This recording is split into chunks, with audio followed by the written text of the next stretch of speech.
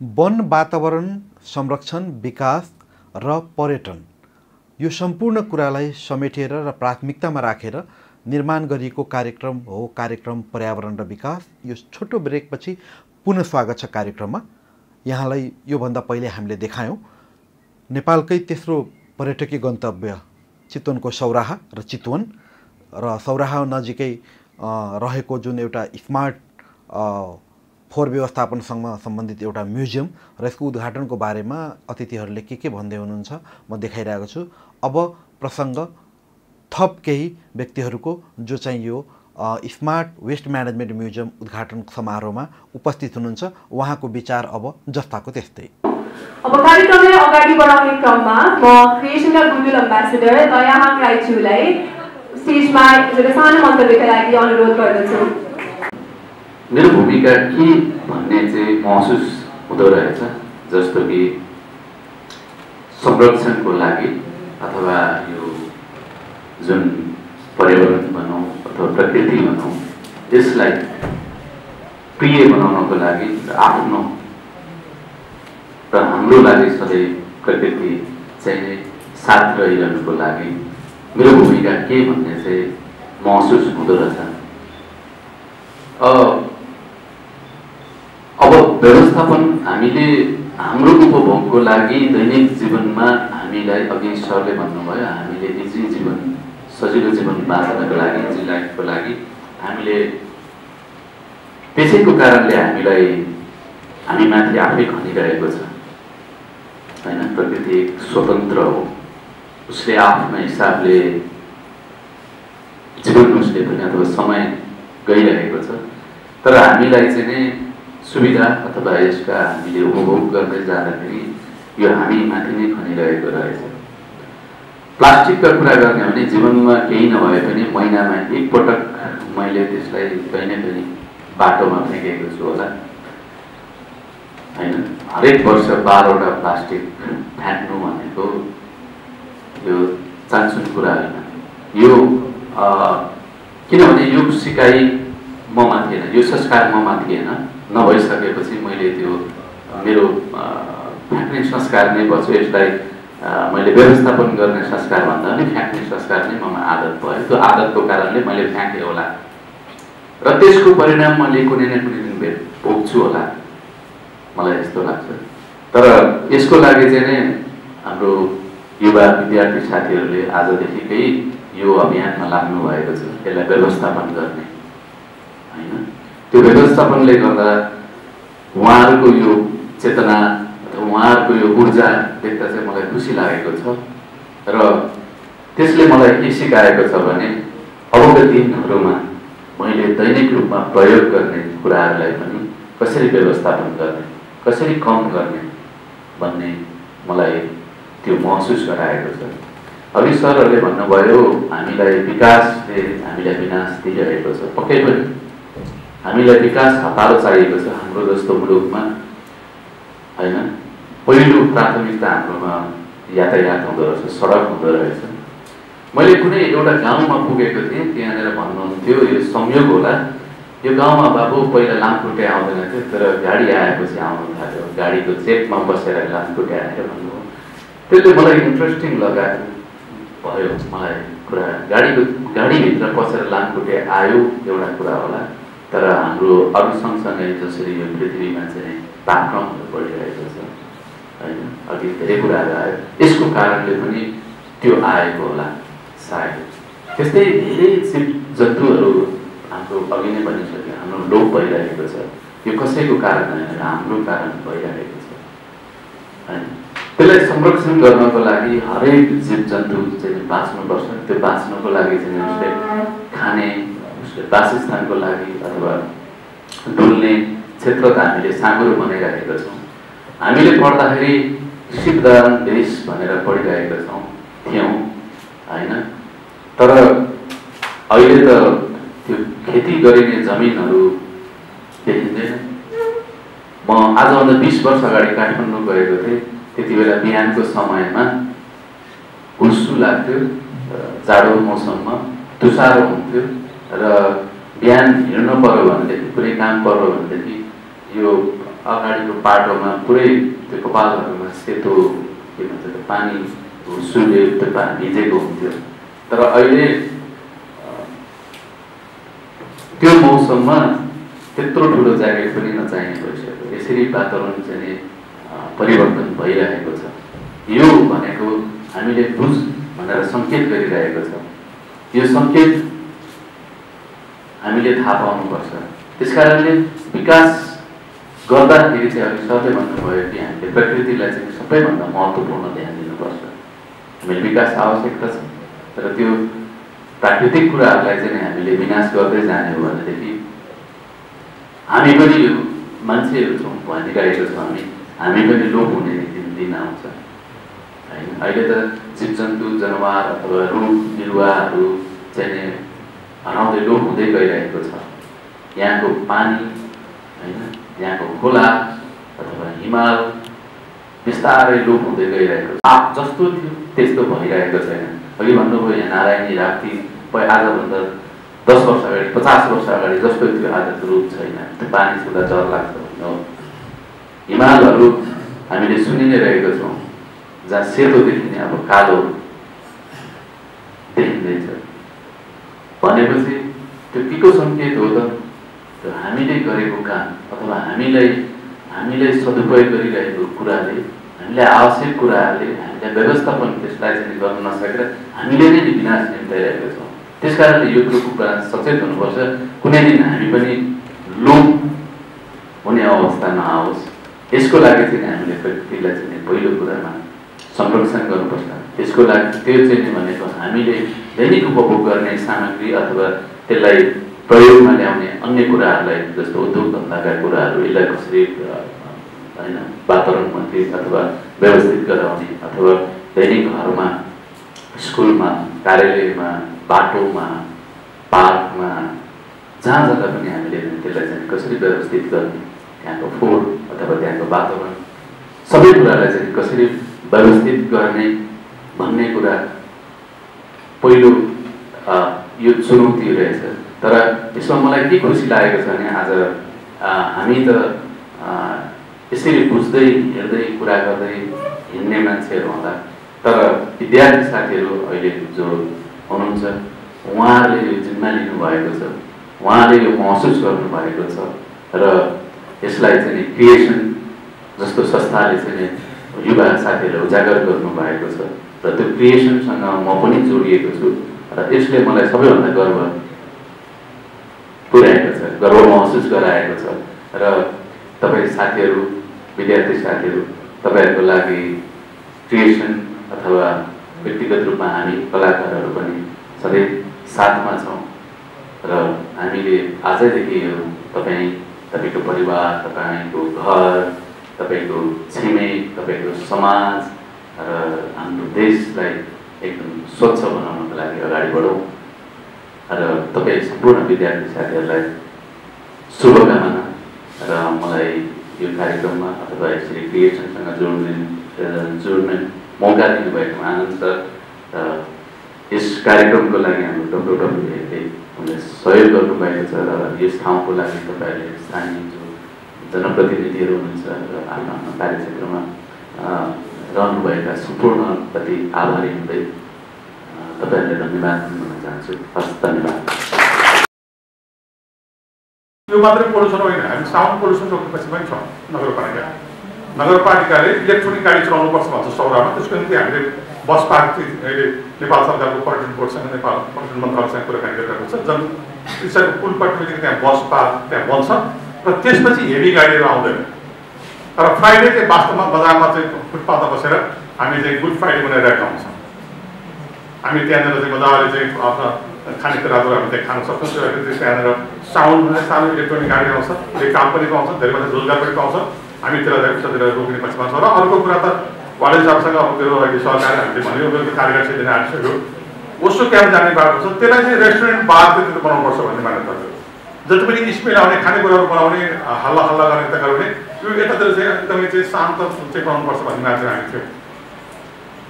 अलिक राम्रोसँग मजाले चाहिँ बस्ने रमाइलो गर्ने त्यो खालको हुनुपर्ने, घरका एक उत्तर एउटै कलरको हुनुपर्ने, माथिबाट आकाशबाट हेर्दाखेरि चाहिँ हामी थारू संस्कृतिमा ढोकेका मान्छेहरू चाहिँ घरको माथि चाहिँ खपेटाको छानो भएर त्यो चाहिँ आफ्नो एउटा अर्ग्यानिक चाहिँ टुरिज्मको निम्ति अर्ग्यानिक भिलेजको रूपमा अर्ग्यानिक सौदा बनाउने सौदा हामी लागि पुरा गरेका हामीले के पनि भन्यौँ भने 3 कट्ठाभन्दा तलको मुनि अथवा 4-5 कट्ठाभन्दा तलको मान्छेले होटल खोल्न पाइँदैन 10 दिनमा होटल खोल्न पाइन्छ सौदा भएर भन्यो सौदा उसले चाहिँ कमसेकम उसको चाहिँ पार्क हुनुपर्छ उसँग चाहिँ गार्डन हुनुपर्छ र त्यसपछि कहिले चलाचुली रमाएको हुनुपर्छ र त्यस मात्रै उसले सुट गर्न पाइन्छ अदरवाइज यो कन्क्रिट बिल्डिङ उठाउने ठाउँ होइन भनिरहेको हामी त्यो माथि चाहिँ हात्ती चौकडा त चाहिँ हामीलाई धेरै 5 स्टार होटल खोल्छौँ भने नो ठुलो जङ्गललाई छेक्ने गरी तपाईँले बिल्डिङ बनाउन पाउनु हामीसँग 2+1/2 चाहिँ स्टेरमा तलाको घर मात्रै बनाउन पाउनुहुन्छ त्योभन्दा अर्को बनाउन पाउनुहुन्न तपाईँ जङ्गल छेक्ने जङ्गली जनावरलाई असर पर्ने खालको गतिविधि गर्न पाइन्न भनेर भने अब अर्को चाहिँ कस्तो आउँछ थाहा छैन है त्यसरी यो रोकिरहेको छ अब चाहिँ ठुला बिल्डिङहरू नबनाउनुहोस् होइन चाहिँ त्यो एउटै सौरा चोकबाट टाढीको सौराबाट सौरा आउँदा एकै चाहिँ मसरुम कलरको चाहिँ कलर भनेर हामीले पशुपतिकै एसेटमेन्टसँग कुरा पनि गरेको होइन भन्दा त्यसमा नगरपालिकाले 40% सब्सिडी दिन्छु भने एउटै खालको अगाडिको लुक्स हेर्दा हामी गयौँ त सौरा म सौरा जाँदैछु भनेर चाहिँ पर्यटनलाई म सौरा जाँदैछु भनेर हामीले अर्धकतका चाहिँ अब चाहिँ सबै वन्यजन्तुका चाहिँ अर्धकतका चाहिँ मूर्तिहरू राख्दैछौँ हामीले विभिन्न नगरपालिकामा कि हामी सौरा जाँदैछौँ भन्ने खालको त्यो लगभग तय भइसकेको छ हामी चोक चोकमा राख्छौँ गैँडाको हात्तीको विभिन्न खालको अर्धकतको चाहिँ हामीले धेरै नेताहरूको अर्धकत बनायौँ तर जसले जीवन दियो जसले रोजी दियो त्यो वन्यजन्तुको अर्धकत दिनुपर्छ भनेर अर्धकत राख्दैछौँ हामीले यो यसमा चाहिँ हामी गर्छौँ नगरपालिका अनि चाहिँ अहिले ठुल्ठुला ढुङ्गा राखेका छौँ आज जुन 21 September 23 September doctor Harka Gurung लगायतका धेरै ज्यान गुमाउनु हामी ती ठुला मान्छेका त ठुल्ठुलो ठाउँ भगवान् हामी साना मान्छे जस्तै चाहिँ यहाँ चाहिँ ज्यान गुमाउनुको समस्या विषयलाई हाम्रा वनपालेहरूदेखि लिएर हात्ती पाल्नुदेखि लिएर तिनको त्यो ढुङ्गामा तिनको चाहिँ प्रतिमूर्ति बनाउने अभियानले ढुङ्गा ल्याएको तिनको चाहिँ माया गर्नुपर्छ भने त्यो जो ग्राउन्डमा काम गर्यो जसले संरक्षण गर्यो तिनको प्रतिमूर्ति पुग्ने भएर 3टा ढुङ्गा राखेको छ त्यही हेर्नलाई त्यो हामीले जिम्मा लिएका छौँ त्यसले सानोदेखि समर्थन गर्नुपर्छ भने होइन तपाईँले सानो चाहिँ त्यो जैविक हिसाबले चाहिँ सानो चाहिँ त्यो गणनादेखि लिएर त्यसलाई चाहिँ जोगाउनु हात्तीसँग जोगाउनु भयो भने त्यो जैविक त्यसमा डिटोरेट हुन्छ त्यसले क्षयकरण गर्छ त्यसले राम्रो गर्दैन होइन यो बारेमा धेरै 15 धेरै काम गर्ने साथीहरू हुन्छ मैले त्यो भनेर हामी सबै जन्तुलाई माया गर्नुपर्छ भने पछि आउँछौँ र जहाँसम्म यो चाहिँ अहिले अब यो चाहिँ हाम्रो छ यसलाई वेस्ट म्यानेजमेन्ट सभा नगरपालिका चिन्तित छ र विशेष त म बाबु नानीहरूलाई छोराछोरीहरूलाई त्यो सबैका चाहिँ एक दिन चाहिँ यो पिएचमा चाहिँ हामीले योङ चाहिँ भाइ बहिनीहरूलाई के भन्न चाहन्थ्यो कि हामी सबै होटलका साथीहरूलाई बोलाएर यो बारेमा एउटा क्लास लिनुपर्छ भन्ने लाग्यो संसार भएर हुनुभएको छ यसो हप्तादेखि कहाँ आएको भन्नुहुन्छ कता कता आएको भन्नुहुन्छ फोहोर फाल्ने बेला उहाँ देखेको सिधै स्कुल हुँदो क्या उहाँको बाटो बाटो देखेर आयो अरू गुरु आउने अनि फोहोर पनि छैन यहाँ त गर्दै हुन्थ्यो नि त नघुमेको कोही मान्छे छैन होला यहाँ चाहिँ सौराका मान्छेहरू संसारमा तर यहीँबाट वेस्ट म्यानेजमेन्ट हुन्छ कि द्याट्स द भेरी सरप्राइज यो अचम्मको कुरा छ जहाँ संसार घुम्छ र जहाँ संसारका मान्छेलाई स्वागत गर्छ त्यहीबाट सुरु हुनुपर्ने हो नि थारूगाउँमा गएर चेपागाउँमा गएर चाहिँ वेस्ट म्यानेजमेन्ट कुरा गर्न सकिन्छ जहाँ मान्छे सचेतन त्यहीबाट सुरु हुनुपर्छ नि तर यही नभएको पाउँछु यहाँ अनि यहीँबाट ट्र्याक्टर जान्छ होइन त्यसले गर्दाखेरि चाहिँ एक खालको रिभोल्युसन पनि गर्नुपर्छ एउटा क्रान्ति धेरै सङ्घीय लोकतान्त्रिक गणतन्त्र ल्यायो तर फोहोर मैला व्यवस्थापन गर्ने र वेस्टलाई चाहिँ पनि म्यानेज गर्ने सभामा तर कन्जर्भेसनलाई साथ लिएर जाने एउटा खालको क्रान्ति हुन जरुरी छ भन्नु मेची महाकाली अब हामीलाई हेर्न आउँयो नारायणमा हेर्न आउँयो होइन त्यो गएर हेर्न आउँयो मलाई देखाएर चाहिँ चल्दै त्यो दया भएर देखाएर चल्छ फिल्म चाहिँ चल्छ होइन त्यो मानेमा चाहिँ ती जन्तु देखाएको कारणले आज हामी चाहिँ छौँ हामी प्राउडली भन्छौँ संसारमा कहीँ विदेशमा गयो भनेदेखि चाहिँ हामीसँग गइरहेको छ भन्छ हामीसँग हात्ती छ वेयर भेरी मच प्राउड तिमीसँग छ अहिले मलाई कालीगाउँको मेयर सर हुन्छ क्या तिमी कहाँ समतल पुरा पहाड छ डाँडो छ पहाड बनाउनु सक्छ भन्नु सक्दैन नि त पहाडलाई समाउन सकिन्छ तर पहाडमा त गाह्रो छ नि त तर वन्यजन्तु गइरहेर हात्ती बनाउनु पर्दा त गाह्रो छ नि यो सानो बिल्डिङ बनाएको त होइन त त्यो बनाउनका निम्ति त्यसलाई संरक्षण गर्नका निम्ति हाम्रो दिगो चाहिँ पर्यटनका निम्ति दिगो प्रयास चाहिन्छ नेपालको तेस्रो पर्यटकीय गन्तव्य चितवनको सौराहा अर्थात् चितवन जुन वन्यजन्तु पर्यटकको लागि अत्याधिक विश्वभरि नै एउटा चर्चित नाम हो चितवन राष्ट्रिय निकुञ्ज जुन चाहिँ विश्व सम्पदा सूचीमा पनि पर्दछ र यहाँका तालतलैया यहाँका वन्यजन्तु जो संसारभरि नै का पर्यटकहरूको ध्यान खिच्न सफल भएको छ। यो ठाउँमा फोहोर मैला व्यवस्थापन पहिलादेखि नै एउटा चुनौतीको रूपमा थियो। सन् 2019 मा चितवन राष्ट्रिय निकुञ्जले आफ्नो भित्र या त्यस क्षेत्रमा कहीँ पनि प्लास्टिक जन्य कुराहरूलाई भित्र लानलाई पूर्ण रूपले बन्देज लगाएको छ। तैपनि सन् 2021 मा हामीले यो कार्यक्रम निर्माण गरिराख्दाखेरि यो विगतमा कोभिडदेखि लिएर दुनियाँ कुराहरूको समस्या आयो, तैपनि सरकारवाला निकायहरूले यस्ता आफ्ना गतिविधि फोहोर मैला व्यवस्थापन आफ्ना क्रियाकलापहरूलाई निरन्तर राखेको छ। त्यसै अनुसार यो कार्यक्रम हामीले निर्माण गरेका छौँ। मलाई याद छ 2019 मा जब यहाँ प्लास्टिक फ्री नेसनल पार्क भन्ने कुरा भएको थियो, त्यतिखेर अनन्त सर हुनुहुन्थेन, अर्कै वार्डन साहब हुनुहुन्थ्यो। उहाँहरूसँग हामी अनौपचारिक रूपमा WWF को टिम, बर्डवाच नेपालको टिमसँग जोडिएको थियौँ। यसलाई कसरी हामीले प्लास्टिक चाहिँ यहाँको निर्मूल गर्ने कुरामा, अनि 1 वर्ष त हामीले गऱ्यौँ यहाँको प्लास्टिक जन्य रिसाइकल हुने कुरालाई चाहिँ हामी लग्यौँ सफा गर्नको लागि। तर त्यो सस्टेनेबल भएन। किन भएन भन्दाखेरि त्यो प्लास्टिक रिसाइकल गर्दाखेरि आउने खर्च र ढुवानीको खर्च त्यो म्याच नै मिलेन। त्यसपछि हामीले ओके यसको अरू पनि के विकल्प हुनसक्छ। त्यही विकल्पको एउटा यो मोडल हो वेस्ट स्मार्ट म्युजियम। हामीले वेस्ट स्मार्ट डस्टबिन भन्न सक्छौँ। म्युजियम किन भन्यो भने म्युजियम वर्डले त एकछिन मान्छेलाई रोक्छन्, ओ के छ त यहाँ म्युजियम जस्तो कुरा, आर्ट छ कि गैँडा छ कि बाघ छ कि के छ। सो अहिले त हामीले पहिलो चरणमा यहाँ एउटा हाम्रो परिकल्पना गरेको कुरालाई यहाँ भनौँ न रियालिटीमा लिएर आएको छौँ। दोस्रो चरणमा हामी यहाँ केही आर्ट इन्स्टलेसन्सहरू गर्छौँ। जनावरहरूले के भन्छ जलचरहरूले प्लास्टिक खाएर जुन आफ्नो जीवन दिनु परेको छ उहाँहरूको चाहिँ आर्ट हामी इन्स्टल गर्छौँ, सो द्याट यो बाटोबाट पास हुने बटुवाहरू यहाँ पर्यटकहरू जो हुनुहुन्छ उहाँहरूले त्यसलाई एटलिस्ट केही भए पनि चेतना होस् कि मैले गर्ने एउटा एक्सनले कति ठुलो रियाक्सन हुनसक्छ। अनि टेक्निकल कुराहरू क्लाइमेट चेन्जको ओजोन लेयरको सबैजनाले सरहरूले भनिसक्नुभयो। आइएम स्योर हामी सबै भाइ बहिनीले पनि हेरि नै रहेछौँ। भर्खरै पनि 2 महिना अगाडि युएनले चाहिँ एउटा ठुलो वार्निङ दिएको छ होइन। 2050 मा हुनुपर्ने टेम्परेचर जुन हाई हुनुपर्ने कुरा चाहिँ 2030 मा आउँदैछ। अब हिजो 1 हप्ता अगाडि फेरि अर्को रिपोर्ट पनि आइसक्यो UNCCC को। त्यो रिपोर्ट पढ्नु भएको छ जिसमा थाहा हुन्छ कि हामी कहाँ छौँ। अनि सरले पनि अघि भन्नुभएको थियो, दयाजीले अघि भएको मलाई कुरा याद छ एउटा, प्रकृतिले आफ्नो हेरचाह गर्न सक्छ। प्रकृति एकदमै बलियो छ, हामीले हामीलाई चाहिँ हेरचाह गर्नुपर्छ।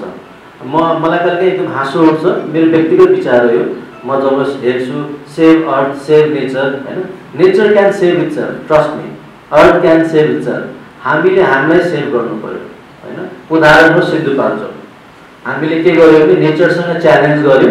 नेचरले आफ्नो शक्ति देखाएर केही गर्नु परेन, आधी घन्टाको वर्षामा हामीलाई हाम्रो लेभल देखायो कि हामी के हो भनेर।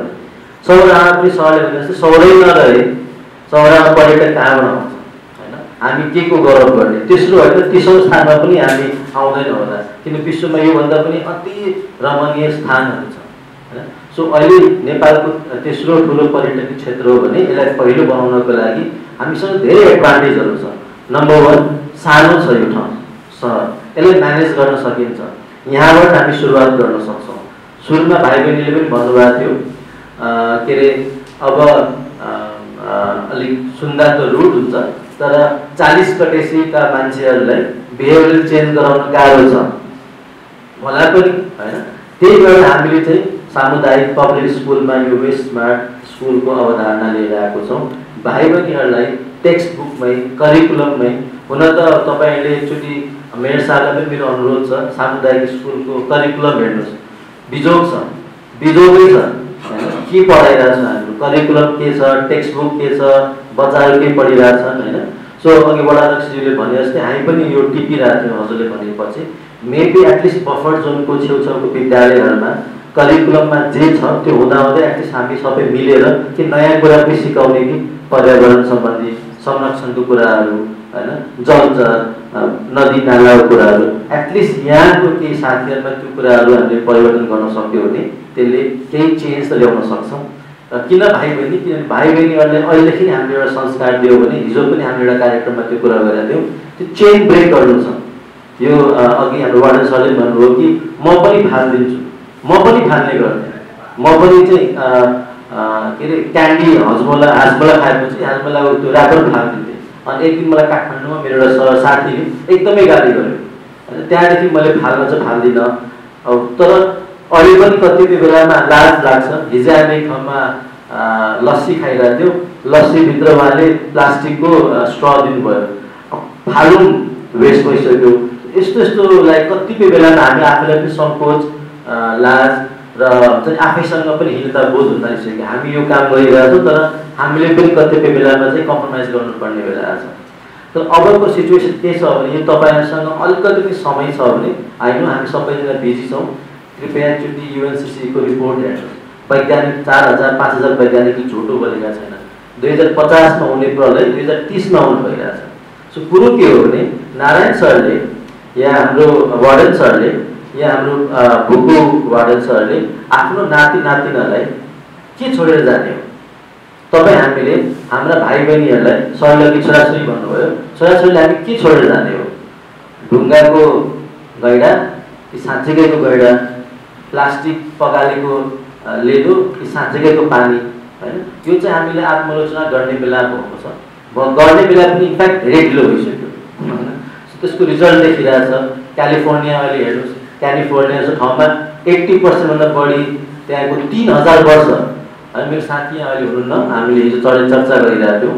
क्यालिफोर्नियामा 3000 वर्ष पुरानो रुखहरू छ। त्यो भनेको गौतम बुद्धभन्दा पुरानो रुखहरू, गौतम बुद्ध आउनुभन्दा अगाडिको रुखहरू छ। त्यो रुखहरूको 80% विनाश भइसक्यो, हैन? एफिल टावरभन्दा ठुलो रुखहरू छ त्यहाँको, एकदम लाइक नमुना हो। त्यो प्रकृतिको एउटा बिजोड नमुना हो। त्यो नमुना चाहिँ 80% विनाश भइसक्यो। आधीभन्दा विश्व अहिले आगोले बाढीले ध्वस्त भइसकेको छ। नेपाल पनि पछाडि छैन, हामी पनि अगाडि नै छौँ। त्यो कुराहरूमा हामी घोषणा, ट्रिटी, मिटिङ, सेमिनार गर्न पनि धेरै अगाडि छौँ।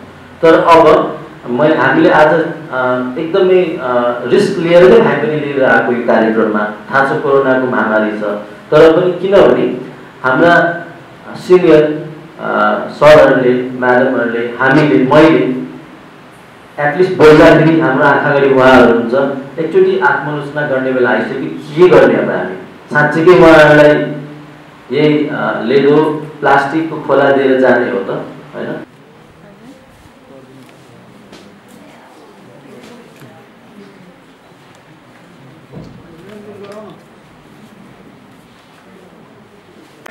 लाइभ ब्रोडकास्ट भएर होइन है?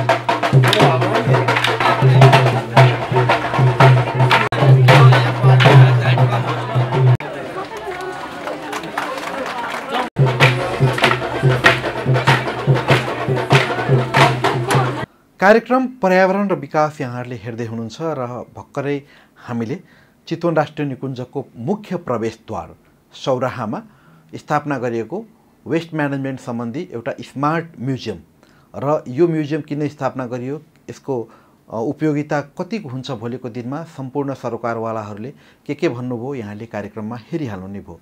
उद्घाटन पनि हामीले देखायौँ। अब भने प्रसङ्ग पश्चिम नेपालको सिद्धार्थनगर नगरपालिका, रूपन्देही स्थित सिद्धार्थनगर नगरपालिकाले आफ्नो नगरभित्रका फोहोरहरूलाई कसरी एउटा खोलाको किनारमा लगेर विसर्जन गर्छन् र त्यसबाट कस्तो प्रभाव पर्छ।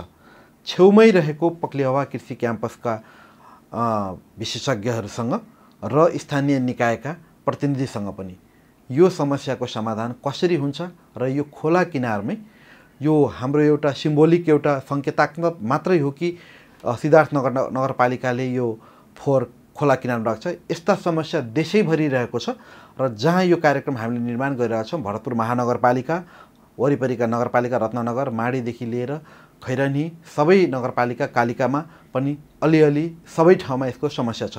यसको दीर्घकालीन उपाय के हुन सक्छन्? आजको कार्यक्रममा हामीले त्यो खोतल्ने, त्यो जान्ने प्रयास पनि गर्नेछौँ। कस्तो भने हामी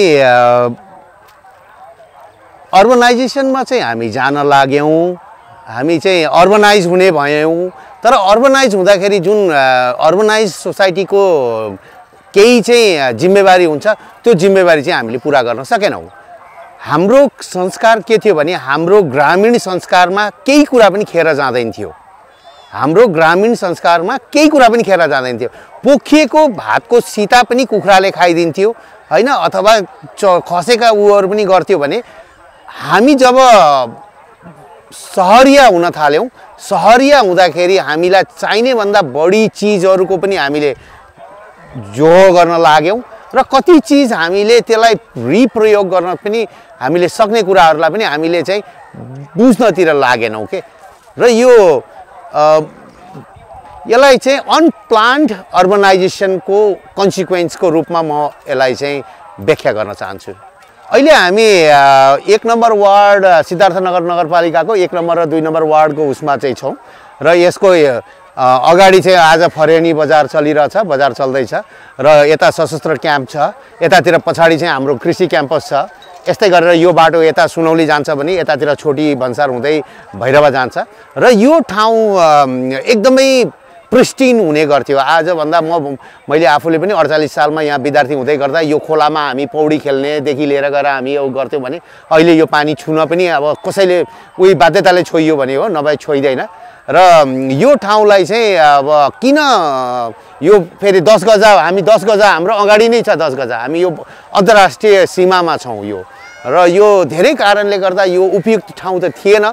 तर भैरवा नगरपालिकाले सिद्धार्थनगर नगरपालिकाले चाहिँ यसलाई बाध्यताले होला अथवा छोटो समयको लागि भनेर उहाँहरूले यसलाई युज गर्नुभयो र पछि उहाँहरूले जुन दीर्घकालीन विकल्पमा चाहिँ उहाँहरू उत्रिन नसक्दाखेरि यो भाड भैलो भएको छ र यहाँ एकदमै ठुलो दबाब, जनसमुदायको दबाब र उहरू आउँदै गर्दा पनि उहाँहरूले चाहिँ त्यसलाई गर्न सक्नु भएको छैन।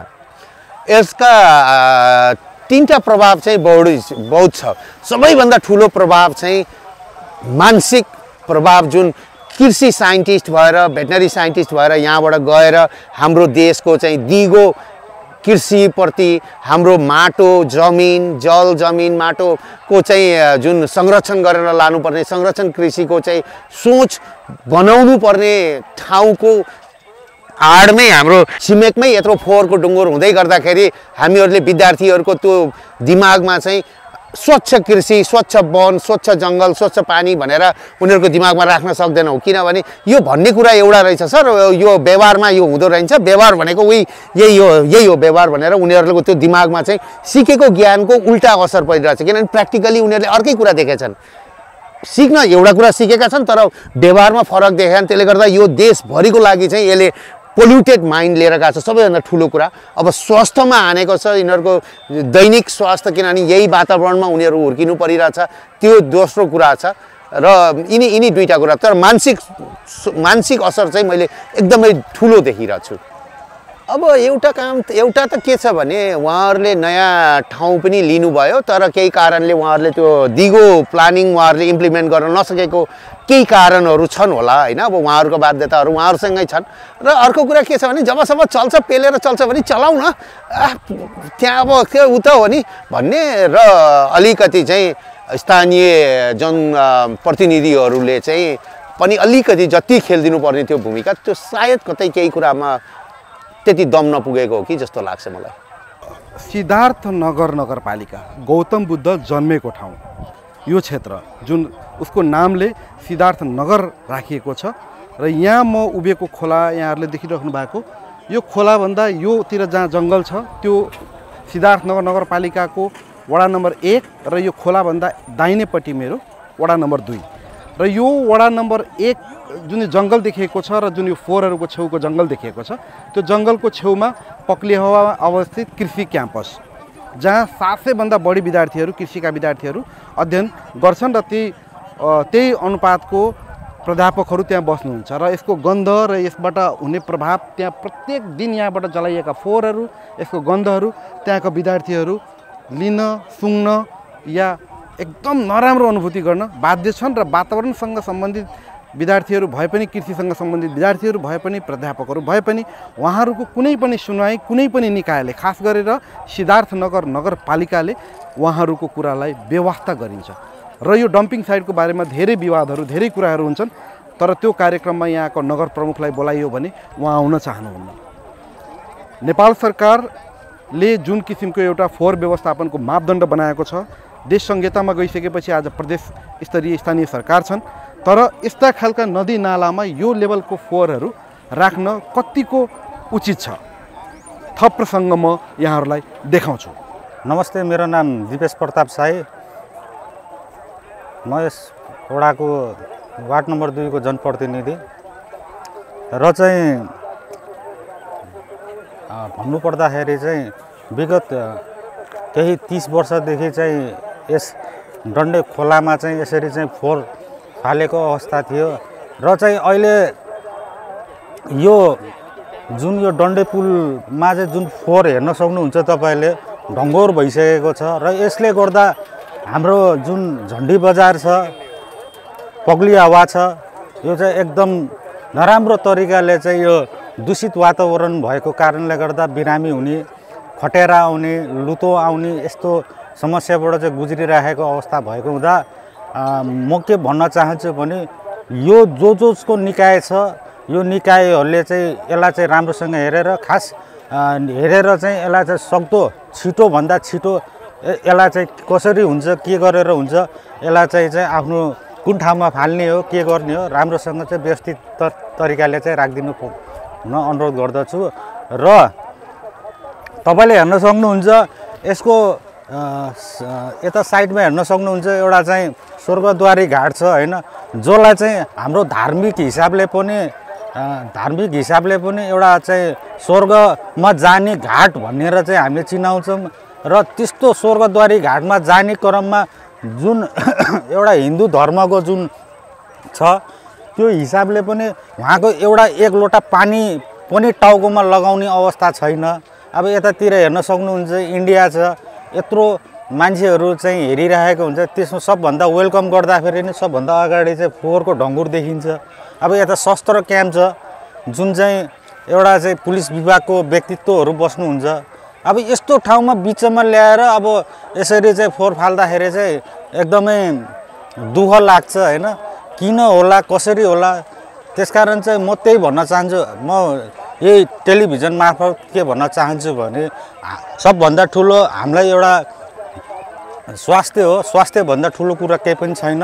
त्यसकारण हामी सबै मिलौँ र मिलेर चाहिँ कसरी हुन्छ यो चाहिँ यसको समाधान निकाल्न तरफ चाहिँ लाग्नुपर्छ। अब यो के छ भने यहाँ यो माछा मार्ने पहिल्यैदेखिको चलन हो हैन यहाँ माछा चाहिँ पहिल्यैदेखि मारिन्थ्यो र पहिला यो फोहोर फ्याँक्नुभन्दा अगाडि यो ठाउँ चाहिँ पानी एकदमै स्वच्छ थियो हामी पौडी खेल्ने पानी हो यो तर अहिले आएर चाहिँ पोल्युटेड भएको छ र टेक्निकली भन्ने हो भने स्वास्थ्यको हिसाबले माछा चाहिँ छ यहाँ अब 20-25 किलोको माछाहरू पनि पारेको अवस्थाहरू छ 5-7 किलोको माछा त अस्ति भर्खरै बाढी आउँदा पनि धेरै मारिएको छ। अब पर्छ माछाहरू छ यहाँ 8-9 किसिमका माछाहरूको चाहिँ भेराइटी छ। विशेष गरेर यहाँ चाहिँ क्याटफिस भन्ने छ जुन क्याटफिस भनेको चाहिँ अब ती माछाहरूले चाहिँ तलको खान्छ त्यो सबै फोहोर मैला खाने भएको हुनाले त्यो छ। र यो प्रब्लम के छ भने दुईटा कुराको चाहिँ विशेष छ यो पानीमा चाहिँ यहाँ भएका केमिकलहरू हेभी मेटलहरू र अरू धेरै कुराहरू चाहिँ लिचिङ भएर चाहिँ पानीमा गएको छ र त्यसले चाहिँ पानीको इकोसिस्टमलाई चाहिँ खतमै बनाएको छ र ती माछाहरूको पेटमा भएका ब्याक्टेरियाहरूलाई चाहिँ त्यो एन्टिबायोटिक्सको रेसिस्टेन्ट त्यो माछाहरूको चाहिँ शरीरमा चाहिँ हेभी मेटल लिड मर्करी जस्ता अब हेभी मेटलहरूले बसेर त्यसले दिने पोइजनिङ यस्ता धेरै कुराहरू छन्। यहाँ चाहिँ अब यो रमाइलोको लागि आएर माछा मारेर लिएर जानुहुन्छ खानुहुन्छ पनि खुवाउनुहुन्छ पनि बच्चाहरूलाई तर हेल्थको दृष्टिकोणले यसलाई चाहिँ वास्तवमै यसलाई रोक्नै पर्छ किनभने यहाँबाट धेरै केमिकलहरू लिचिङ भएको छ र हेभी मेटलको र एन्टिबायोटिक्सहरूको लिचिङको कन्सिक्वेन्सेसहरू चाहिँ इमिडिएटली देखिन्छ र लङ टर्म पनि देखिन्छ।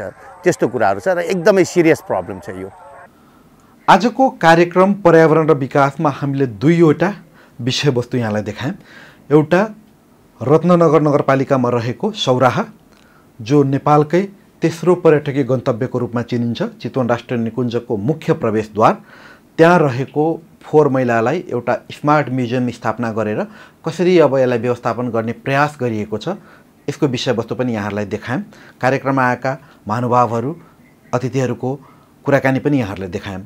र अर्को पश्चिम नेपालमा रहेको सिद्धार्थनगर नगरपालिकाको फोहोर व्यवस्थापनबाट परेको प्रभावको बारेमा पनि यो कार्यक्रममा आज हामीले देखाउने, सम्झाउने यहाँहरूलाई प्रयास गऱ्यौँ।